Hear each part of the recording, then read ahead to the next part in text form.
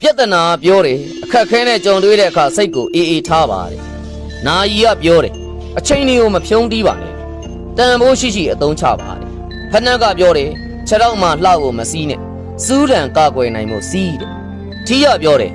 ဘယ်တော့ငါ့ကိုပေါအောင်ခေါ်ပါအပူတံကိုလည်းကာကွယ်ရမယ်မိုးတံကိုလည်းကာကွယ်ရမယ်ပတ်စံပြောတယ်လိုချင်တာထက်လိုအပ်တာကိုပို့ပြီးဦးစားပေးအသုံးချသုံးတာနဲ့ဖြုံးတာမခွဲကြတတ်ရင်မင်းဘဝမှာငါမရှိတဲ့အခါလူတွေကြားမှာမျက်နှာငယ်ရမယ်လာမင်းကြီးကပြောတယ်ဘလောက်ပဲမှောင်မဲနေပါစေအလင်းရောင်တွေပေးနိုင်တဲ့လူတစ်ယောက်ဖြစ်အောင်ကြိုးစားပါတယ်နေမင်းကြီးကပြောတယ်